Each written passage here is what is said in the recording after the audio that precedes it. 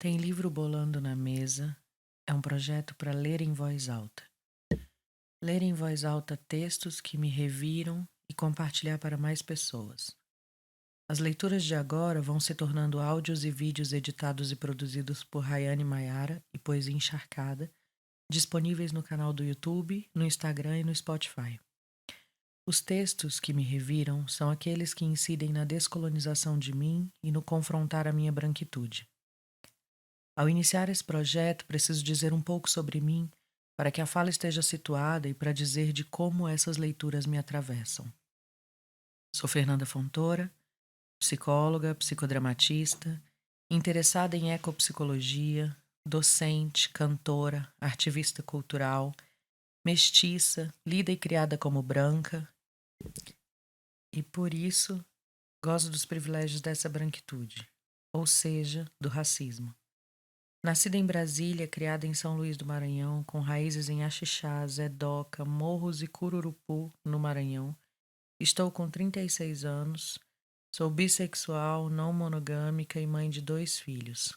Esse projeto nasce na rede da varanda daqui de casa, quando, em meio às ações criativas implementadas durante o isolamento social, na pandemia de Covid-19, eu e minha companheira inventamos meios de criar e sustentar a nossa saúde mental, o que, para mim, está diretamente relacionado com seguir em transformações e deformações do que foi o processo de subjetivação colonizador e a colonialidade.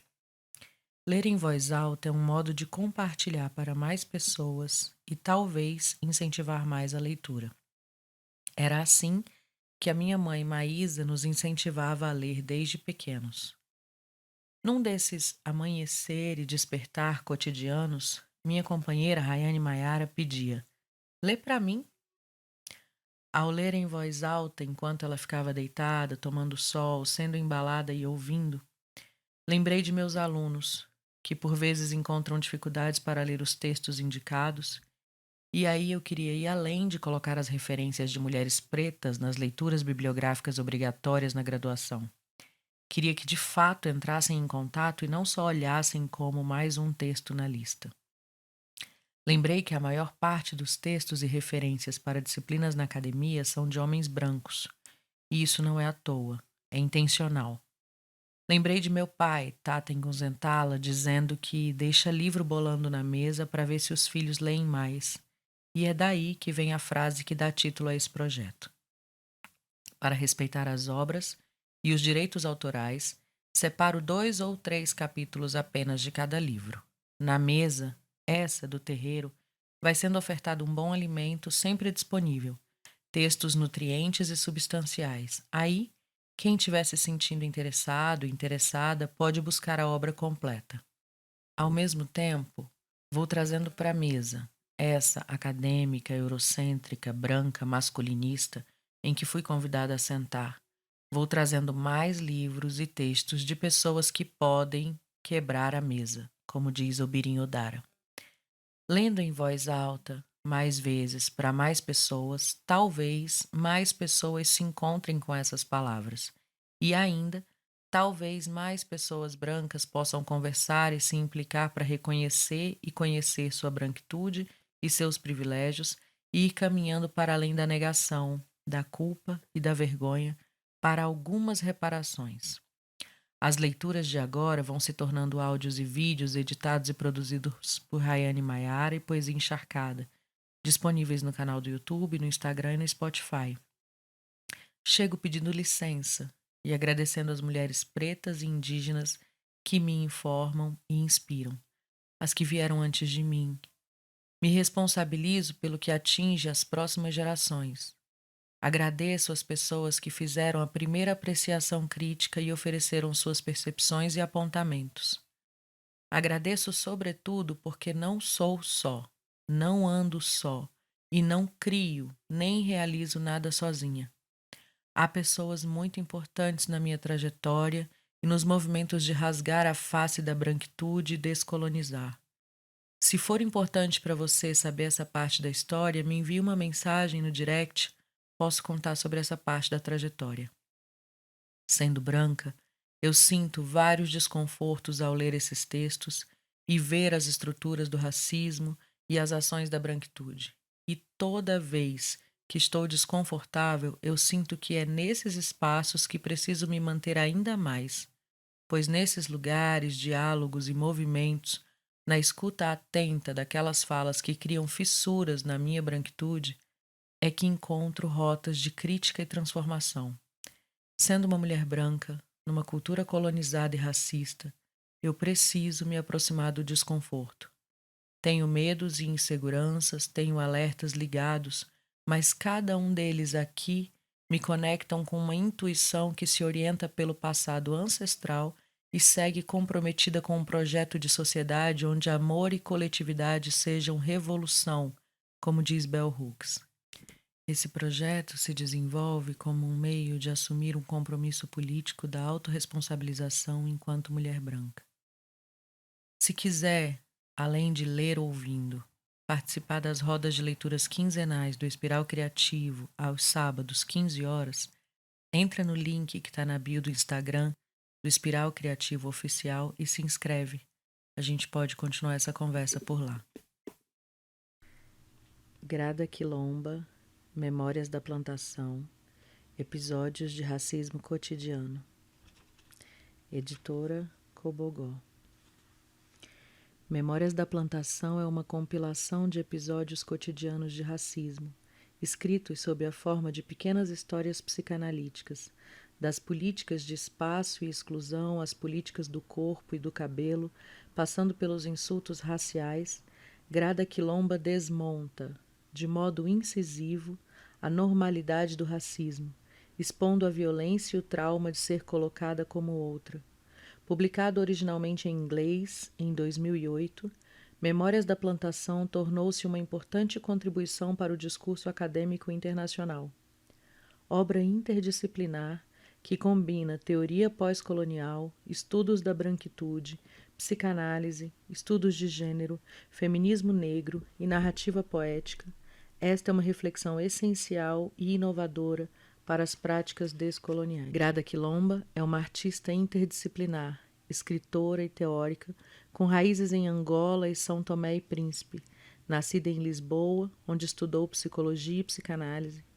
Na esteira de Frantz Fanon e Bell Hooks, a autora reflete sobre memória, raça, gênero, pós-colonialismo, e sua obra estende-se a performance, encenação, instalação e vídeo.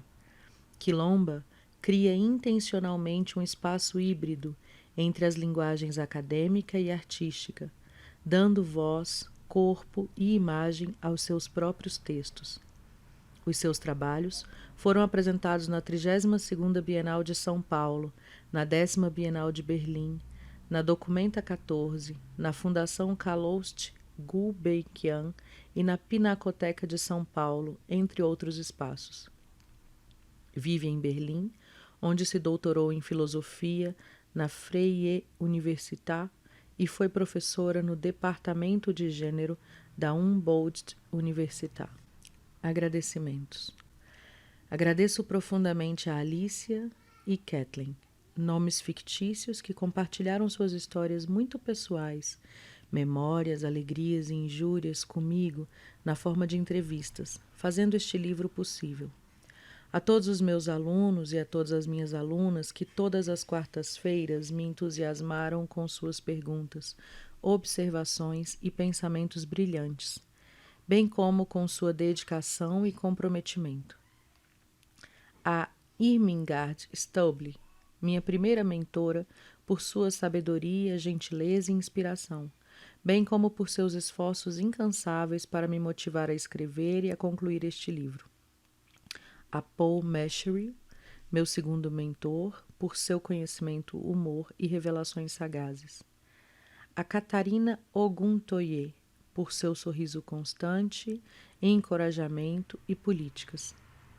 A Úrsula Waschendorfer, por suas ideias emocionantes, sensibilidade e discussões. A Amy Evans, minha querida amiga, que me inspira há muito tempo, por seus belos escritos, sua dedicação e apoio amoroso. A Anne Springer, minha psicanalista, que cuida da minha vida emocional, feridas, raiva e decepções, me dando as ferramentas para usá-las como um recurso para recriar uma existência feliz. A Fábio Maia, meu babalorixá, que cuida da minha vida espiritual, nutrindo minha alma, meus antepassados e meus orixás com cuidado, sabedoria e amor. A Oxalá ou Obatalá, meu primeiro orixá, por me mostrar como usar sua serenidade, paz, clareza e sabedoria como orientação na minha vida e trabalho. A Iemanjá, minha segunda orixá, por me mostrar como usar seu amor e sua assertividade como ferramentas criativas.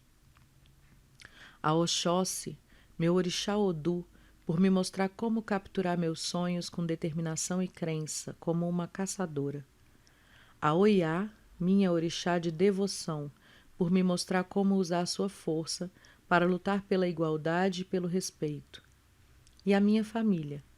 Meu pai, que com muito amor sempre me dizia para me tornar uma mulher negra, independente e digna. E minha mãe, que me mostrou o que significa ser essa mulher. A minha avó, vó, meus irmãos, Zé Pedro e Pedro Gonçalo, e as minhas irmãs Patrícia e Júlia. E, claro, ao pequeno André, ao pequeno Késia e ao pequeno Noah. Carta da autora à edição brasileira. Lancei este livro há precisamente 10 anos, em Berlim, onde vivo ainda hoje. Naquela altura, tive a sorte ou o destino de ganhar uma das bolsas mais honrosas do governo alemão para um doutoramento. Isto pouco depois de concluir os meus estudos em Lisboa, onde ao longo de vários anos, em grande isolamento, fui a única estudante negra em todo o departamento de psicologia clínica e psicanálise. Nos hospitais onde trabalhei, durante e após os meus estudos, era comum ser confundida com a senhora da limpeza, e por vezes os pacientes recusavam-se a ser vistos por mim ou a entrar na mesma sala e ficar a sós comigo. Deixei Lisboa, a cidade onde nasci e cresci, com um imenso alívio. Não havia nada mais urgente para mim do que sair para poder aprender uma nova linguagem, um novo vocabulário, no qual eu pudesse finalmente encontrar-me, no qual eu pudesse ser eu. Cheguei a Berlim, onde a história colonial alemã e a ditadura imperial fascista também deixaram marcas inimagináveis, e, no entanto, pareceu-me haver uma pequena diferença. Enquanto eu vinha de um lugar de negação, ou até mesmo de glorificação da história colonial, estava agora num outro lugar, onde a história provocava culpa ou até mesmo vergonha. Este percurso de conscientização coletiva, ou melhor, este percurso de consciencialização coletiva, que começa com negação, culpa, vergonha, reconhecimento, reparação, não é de forma alguma um percurso moral, mas um percurso de responsabilização. A responsabilidade de criar novas configurações de poder e de conhecimento. Essa pequena, mas grande diferença era com certeza a razão pela qual fui encontrar em Berlim uma forte corrente de intelectuais negras que haviam transformado radicalmente o pensamento e o vocabulário contemporâneo global durante várias décadas. Esta era a cidade onde Audre Lorde vivera durante os seus últimos anos, onde Angela Davis aparecia em público regularmente e onde May Ain escrevera seus livros e poemas, sem esquecer W.E.B. Du Bois, que estudou e ensinou em Berlim nos anos de 1980. E assim comecei o meu doutoramento rodeada de espíritos benévolos e transformadores, que deixaram uma riqueza linguística e uma marca intelectual negra que eu consumia entusiasticamente. Escrevi este livro em inglês dia e noite enquanto vivia sozinha em Berlim, absorvida em livros que nunca tinha visto ou lido antes, acompanhada por uma série de grupos organizados de mulheres negras, feministas e LGBTQIA+. Elas revelavam uma politização absolutamente admirável. Parece-me que nunca aprendi tanto em tão pouco tempo. Foi nessa altura que passei a dar aulas em 2 universidades simultaneamente, na Universidade Humboldt, e na Universidade Livre, com os meus primeiros seminários dedicados às obras de Bell Hooks e Frantz Fanon. Uma trajetória que me parecia impensável, tanto em Lisboa como em São Paulo, Luanda ou Salvador da Bahia, para uma jovem mulher negra que sempre viveu no anonimato. Plantation Memories é precisamente o meu doutoramento. Terminei-o com a mais alta e rara distinção acadêmica, a Summa Cum Laude. E escrevo isto não necessariamente por vaidade, mas muito mais para lembrar da importância de um percurso de consciencialização coletiva, pois uma sociedade que vive na negação ou até mesmo na glorificação da história colonial não permite que novas linguagens sejam criadas, nem permite que seja a responsabilização e não a moral a criar novas configurações de poder e de conhecimento. Só quando se reconfiguram as estruturas de poder é que as muitas identidades marginalizadas podem também, finalmente, reconfigurar a noção de conhecimento. Quem sabe? Quem pode saber? Saber o quê? E o saber de quem? Para mim, como disse, não havia nada mais urgente do que sair para poder aprender uma nova linguagem, um novo vocabulário no qual eu pudesse finalmente encontrar-me, no qual eu pudesse ser eu. E foi neste livro que encontrei a minha primeira e nova linguagem.